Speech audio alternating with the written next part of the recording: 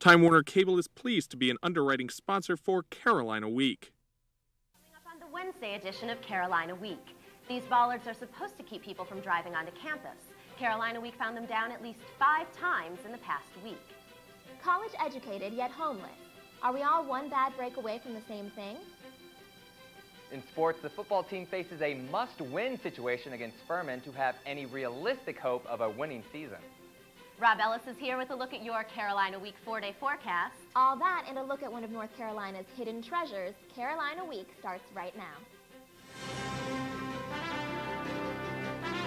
From the School of Journalism and Mass Communication at the University of North Carolina at Chapel Hill, this is Carolina Week.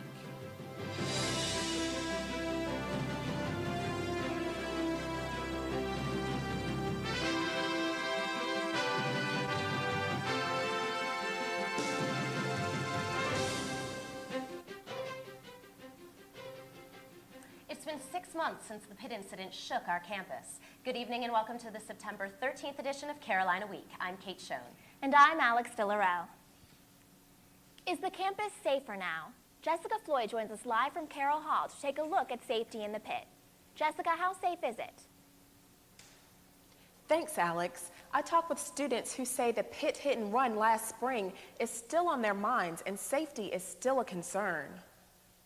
Some days I don't think about it, but other days I find myself looking over my shoulder sometimes because on that day I wasn't really expecting for that to happen.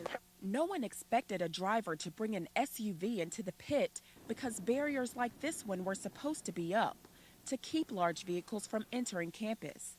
On that day, they were down. All of a sudden I saw this Jeep at the edge of Lenore, and it was just sitting there, and everybody was like, "What is that?" And all of a sudden he pressed on the gas and everyone was running every which way. You heard people getting hit, bodies flying.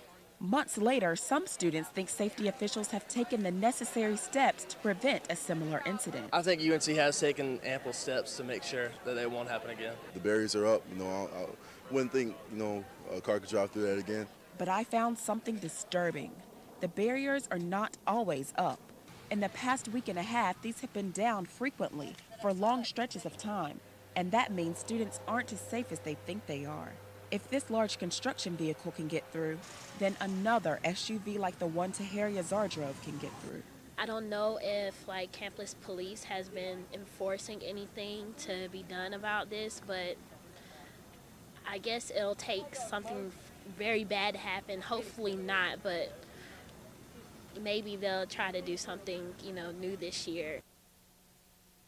Spokesman for the Department of Public Safety, Randy Young, declined to interview, saying the department can't disclose any information about increased security concerns. 2 officers told me off camera that they've been instructed not to talk about the situation. Jessica, who is responsible for putting those bollards back after delivery is made? Young directed me to facility services. A spokesman there told me that it's campus police who are responsible for this. So there seems that there is some confusion about whose responsibility it really is. Live in Carroll Hall, I'm Jessica Floyd, Carolina Week. Thanks, Jessica. The bollards you saw are across the street from the bell tower, about 200 yards from the center of the Pitt. The first female Secretary of State, Madeleine Albright, will deliver the commencement address to May graduates. It was a unanimous decision by the selection committee. Text messaging is a great way to chat with friends when you're on the go. Soon you'll also be able to use the cell phone feature to access a wealth of campus information. The service will allow students to read and delete messages in their UNC email accounts. Students can also get a text alert when changes are made on their class Blackboard sites. Cell phone users who already have a plan can sign up for the free service beginning in October. Students we spoke with said they'd definitely sign up. Find a spot to, sit down and just flip open your phone is a whole lot better than going to the union and getting on the computers or waiting in line to get on computers or go back to your dorm or booting up your computer. This service can also help you plan your morning commute. Users will be able to track Chapel Hill buses and find out how long they'll have to wait for the next one to arrive. Some would say there's no better place than a college campus for the free flow of ideas. Tuesday night, former U.S. Attorney General John Ashcroft spoke at UNC. His visit prompted a series of protests from students and local residents. With banners, dances, and music, protesters blamed Ashcroft and the current administration for the war in Iraq and criticized what they said were violations of civil rights. Others say the protesters were violating Ashcroft's right to free speech. I think the protesters should give him a fair chance to speak what his policies are, because it seems to me like they just don't really know what's going on, and they're focusing more on the death toll than anything else that's going on because of it. Ashcroft spoke at Memorial Hall to a crowd of about 1,000. Keep your one-cards handy if you want to print anything. Lonely printers sit in computer labs while confused students try to figure out the new printing process. And for some students, the new swipe-to-print policy is a big headache. In the past year, students have printed more than 30 million sheets of paper. That's enough to make a stack more than 9,000 feet tall. Student Body Vice President Brian Phelps hopes the new policy will keep student fees in areas where they're needed most. This past year, we printed more than we even anticipated that it would increase. And so we actually had to take money away from replacing computers and replacing printers in order to pay for the paper and the toner and some of the costs of printing. But don't worry, at 5 cents a page, you do get 500 free sheets of paper each semester. After that, you'll have to dig into your pockets to print. Are you a Google fanatic? Well, we have some good news for you. For all you fans, Google is now making its website even more useful by expanding its online news index. The search engine will include stories published years ago from popular news sources, such as the New York Times. Before, Google's news services only included stories from the past 30 days, but now, decades-old articles are available. Student Philip Musial says Google helps with classwork and doing research. Pretty useful as a student because you use Google a lot to try and find information for reports, and this way you can be sure it's at least somewhat credible because you're getting it from reputable news sources. Although Google will find the news stories for you, be prepared to be sent to the websites that own the copyrights when searching. 3.5 million Americans will be homeless at some point this year. Right now, 200 of them are in Orange County. A mouth infection resulting in 4 surgeries forced one Orange County man out of his apartment and into a shelter. Life ain't always easy. Life isn't easy for Mitch McClary. He's homeless, but he doesn't let that stop him. Yes, I'm homeless. I'm sleeping in a shelter. But what I do here makes me feel better about my situation. Mitch has lived at the Interfaith Council Community House for the past month. The Vietnam vet gives all he can to the shelter and to the homeless people inside. When you look at a homeless person, you got to look at their heart first. You look at their face. You got to look at the person. Mitch reached out to Owen Qualley as soon as Owen stepped into the shelter. He said, "You have a guitar. Can I play it?" And so I pulled Henrietta out of her sleeping bag and handed her to Mitch, and he just sat down on the floor and went through a bunch of different blues licks and sang me a couple songs that he had written himself. Oh, I am destined to rule and regulate you. It was a really positive experience, and made me feel like I wasn't walking into another place that was filled with nothing but emotional and social diseases. My purpose in life is to help someone, betterment of society. From college student to private investigator to musician, Mitch does not fit the homeless stereotype. There are times that I feel like, man, why am I here? I know it's not my fault, but why am I here? Manager Michael Carlo Corbett Jr. says Mitch is a role model for the others. I like guys to come through like him because they see both sides. They walk both sides of the road. And those guys, they can help you out in a lot of ways, especially being in a facility like this because they come with leadership. That's all right. Mitch uses his leadership to encourage others like him to get back on the right foot. This is not the place to make a longevity thing out of it. You get here, you do what you have to do, you give back, you try to make sure that everything is going right for you, try to get yourself some work, you can get out of here and make room for the next person. And I know my destination's near. Mitch says he'll make his new home in Georgia when his wife rejoins him in October. Hard times have forced them to live apart for more than 2 years. One of the great things about Chapel Hill is how close we are to the beach. Coming up after the break, we'll take you to a little-known treasure on the North Carolina coast.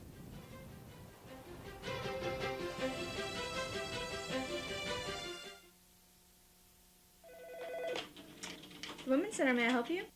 The Women's Center is a nonprofit agency that has served as a meeting place for women in the Triangle since 1979, making it one of the oldest freestanding women's centers in the country. The mission of the Women's Center is to provide a supportive community where all women can inspire each other to grow, both personally and professionally. I was going through a crisis at home, and I contacted Helpline, and they referred me directly to the Women's Center. I think the Women's Center is really important for the community because it offers so many different kinds of resources, and if we don't have the resource here, we can find an avenue or a way for women to find the answers that they need.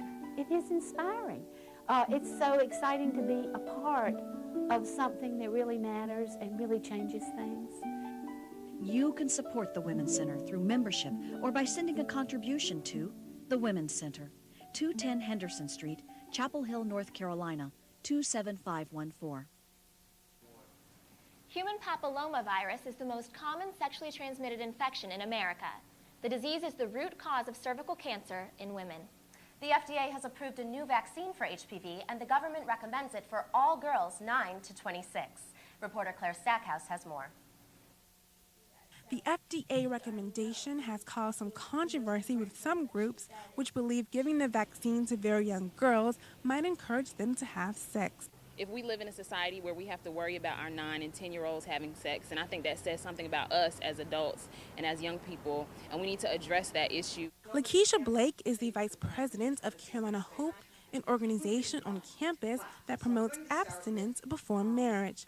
Others think we need to do anything we can to fight cervical cancer, which they say has become a big problem. It is growing at an alarming rate, and so whatever we can do to decrease that, I think, is a plus. Student health doctor Mary Schlegel says it's especially important for college females to get the vaccine. I'd recommend it, yeah, I would, because people, even if they're not sexually active now, they might want to be in the future. It's a move groups like Carolina Hope say give students a false sense of security about engaging in sexual behavior before marriage. Safe sex is, I think, an oxymoron. Sex outside the confines of marriage can never be safe. You can use a condom, you can use birth control, you can use anything you want, but you can't protect your heart, you can't protect your mind. In Chapel Hill, I'm Claire Stackhouse, Carolina Week. For more information about the HPV vaccine, Carolina Hope, or Campus Health Services, visit our website at carolinaweek.org. Cigarette smoke has some students all choked up, but North Carolina Health and Wellness Services has visions of a smoke-free UNC. The Health and Wellness Trust Fund will donate $1.6 million to 20 colleges to promote smoke-free campuses. If the grant goes through, it might mean no more cigarette breaks. But thoughts of a non-smoking campus have some smokers all fired up. Andy Spencer says smoking is a personal choice and not one the university should dictate. It is a public health issue for sure, but it's an individual choice as well. So I think most smokers are courteous. We don't go up to people and blow it in their face. There's no word yet if UNC will accept the grant and move toward a smoke-free campus. Try to imagine Polk Place without any trees. Sounds scary, but it could happen. A task force set up by Chancellor James Measer found the soil underneath the trees too compacted to sustain life. Foot traffic around the trees compacted the soil to the density of a brick. To help revive the ailing trees, workers widened their mulch rings to deter people from walking nearby. Some trees had to be replaced. Allie Mullen has some doubts about the likelihood of a full recovery. So to actually take the trees back to their original, health, we'd probably have to shut down the quads entirely, and there's no way they could do that because students really need to get to class. Tar Heel Town brings hundreds of people to the quad on football game days. Many of its activities have moved to Cameron Avenue to keep people away from the trees. Even though the weather's getting cooler, the beach is still an inviting weekend getaway. Reporter Will Weldon takes us to a hidden paradise on the North Carolina coast. Hammock's Beach State Park, one of North Carolina's hidden treasures. Located in Swansboro, just beyond the Camp Lejeune Marine Base, the park consists mostly of a 3-mile-long barrier island called Bear Island. Unlike most of the Carolina coastline, this stretch of beach is completely undeveloped. North Carolina beaches can get pretty crowded over the summer, but there remain a few barrier islands like Bear Island, where there are miles of open, pristine beach. North Carolina is very, very fortunate in that a lot of our barrier islands are protected by either state or federal agencies, so that we'll be able to have this type of ecosystem protected for people to come to these places and see what these areas are like. Bear Island is a federally protected nesting area for sea turtles, so if you come in the late summer months, you could see lots of little turtles making their first trip to the ocean. But people who've been coming to Bear Island for years and years have other reasons why the park is top on their list of beaches. Why, number one? It's unspoiled. You don't see tall buildings behind you. Access to the island is by boat only. The State Park Service operates a ferry during the warm months, and visitors are welcome to take their own boats year-round. So the next time you're asked for one of the best-kept secrets in North Carolina, you now have an answer. Hammocks Beach State Park. In Swansboro, I'm Will Weldon, Carolina Week. The park also has a museum and visitor center. For more information, you can go to carolinaweek.org. Well, we're now joined by weathercaster Rob Ellis. Hi, Rob. Hello. So is the weather going to get any better this week? It is. You know, we saw some rainfall today, Wednesday, so it looks like things are going to get a little bit better as we go into the weekend. The Wednesday weather was a little dreary, and students had to dodge some puddles and a few raindrops out there. Is the rest of the week going to be a washout? Easy for me to say. I'll have your answer in 60 seconds.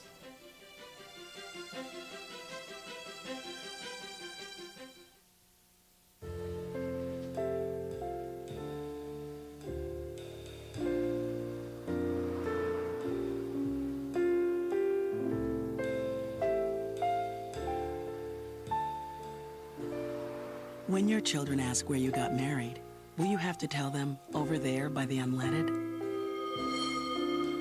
When we lose a historic place, we lose a part of who we are. Help protect historic places in your community. Visit nationaltrust.org.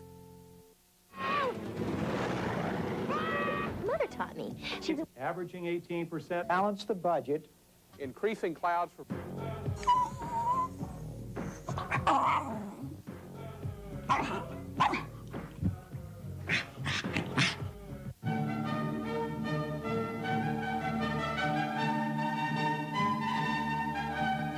UNC TV. Your remote stops here.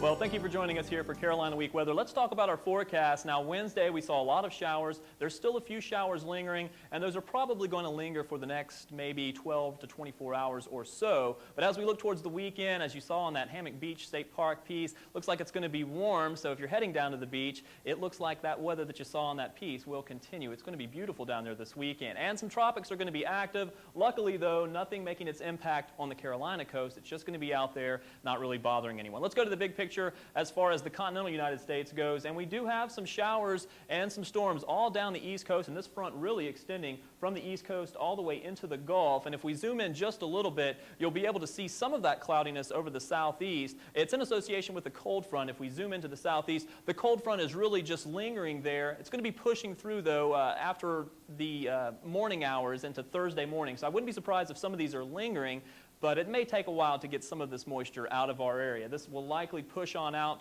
over the open waters and thankfully steer some of our tropical systems out of the way and then leave us with some very nice weather. Let's go ahead and take a look at the radar, because the radar will show you exactly what's going on as far as the amount of rainfall. Look at all of the green and even the yellows and oranges. The yellows and oranges are indicative of the heavier rainfall amounts, and locally maybe some thunderstorms down to the south. All of this rainfall, and there is a lot of it, it's going to take a while, as I said, to push all this out of the way. All this course, rainfall moving off to the east, and it's going to take probably about 12 hours for this to move out. So keep that in mind if you're out and about. But as we look towards Thursday afternoon and into Friday, things look like they're going to get a little bit better. Let's go to the surface map to show you what's going to be happening. The surface map showing you that cold front and a little low pressure. That eventually, as I said, will be pushing off to the east. But look back to the west. We have some high pressure in control. That high pressure is going to be pushing in, and high pressure means beautiful skies out there. Our weekend is shaping up to be fantastic. Maybe a few clouds in the early part of our weekend, but overall I think that'll be fine. Let's go ahead and talk about our tropics, because things have been active. Now, we saw several systems. We talked about Florence earlier in the week. That moved up towards Bermuda and really scooted out of here pretty quickly, but not before giving Bermuda some problems.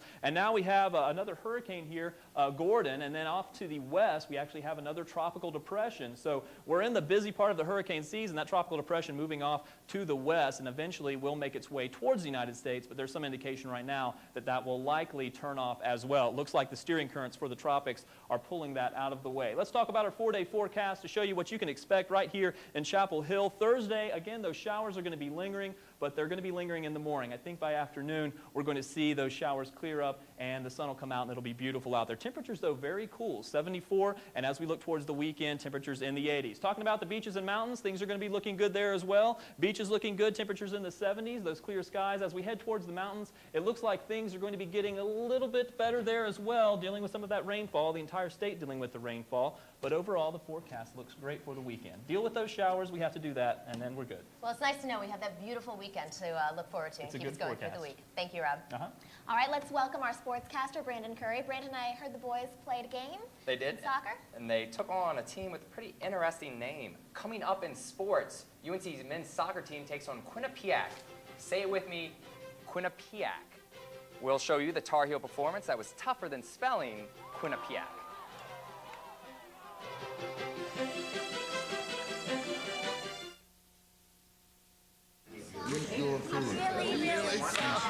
Hey, we tried hard. Don't tell me to calm down. I hate that. Stop acting like an animal. You're in public. I will knock you into next week. Stop it. No, I'm not going to stop it. That's it. We are leaving acting like an right animal. now. We are leaving right now. Get up. Stand up. I said now. I said we're leaving.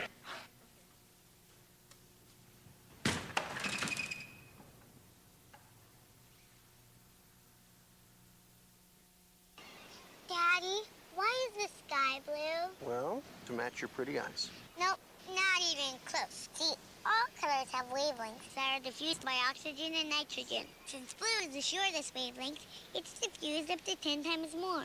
Who taught you that? Mommy? By age 12, too many girls lose interest in math and science and their chance at future jobs. Keep her interest alive. You know why mathematics is the basis of life as we know it? You tell me. It's her future. Do the math.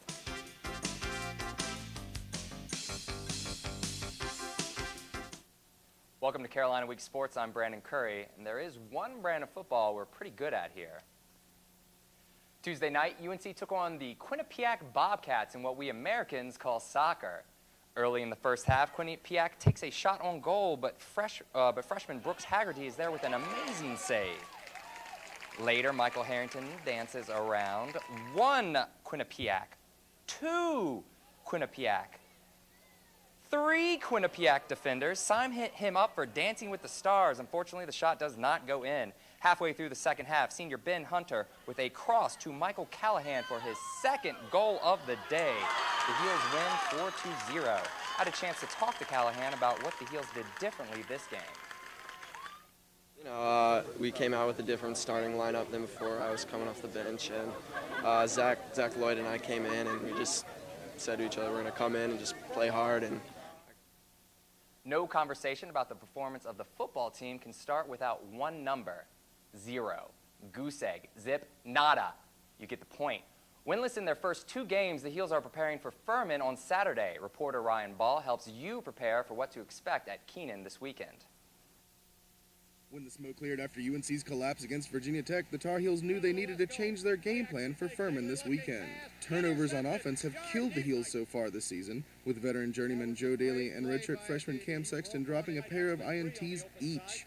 Paladin defensive backs will be hunting for sloppy passes and looking for a few picks of their own. The Heels will need to keep Furman on their toes by establishing a strong running game early, something they haven't managed yet this season. Look to the defense for big hits on Paladin receivers, but until they can close some gaps, expect Furman to put up big numbers running to the outside. In Chapel Hill, I'm Ryan Ball, Carolina Week Sports. During Tuesday's press conference, Coach John Bunyan announced that Cam Sexton will be starting at quarterback against the Paladins on Saturday. On the day of a Carolina home football game, an early morning walk is anything but ordinary. Reporter Deshaun Brown takes you on a walk to remember. The Old Well rests at the center of many university traditions. In 2001, Tar Heel football coach John Bunting created a new university tradition, the Old Well Walk. This time, Bunting's game plan was strictly for the fans. Because sometimes in football it's hard to recognize the players because they're always wearing helmets. So I want them to respond and you know, let them know how important it is that they're there and thank them for the support that they give us. But fans aren't the only ones who enjoy the experience. Senior wide receiver Jesse Hawley recalls the details step by step. Some people out there, you know, wearing your jersey, they're holding signs up, they're cheering. You got, you know, from the smallest of kids to the oldest of adults. And, you know, they're all there for one reason, and that's support Carolina, and there's nothing better than that. The head coach himself can't always contain the emotions of the day. I have to normally bite my lip a little bit to keep from getting very emotional. This is great. I was like, this is how it's going to be every home win. You know, you can get used to this kind of thing. It looks like this tradition is here to stay.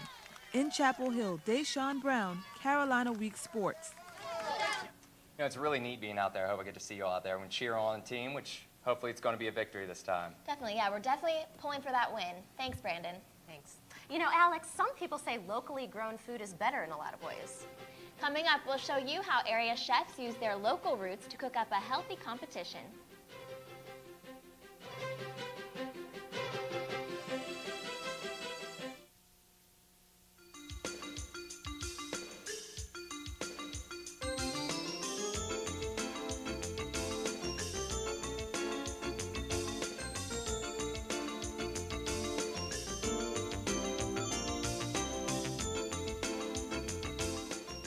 When you shop in Orange County, your money comes back to you.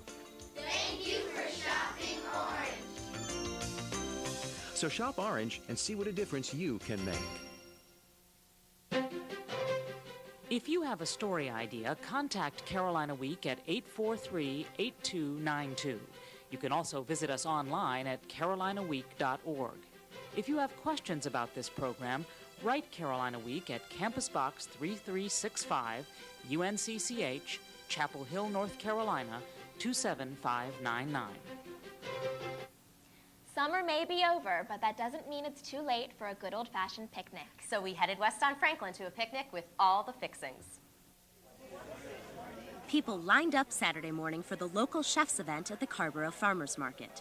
Chefs from restaurants like Crook's Corner and The Lantern created farm-fresh recipes. Many of the ingredients came straight from the market. In order of how you'll be tasting them. Chapel Hill resident Kelly Clark planned the event. This is the 5th year for our chef's event. Started with a chili tasting. This year's theme was picnic food, and it was a definite crowd pleaser.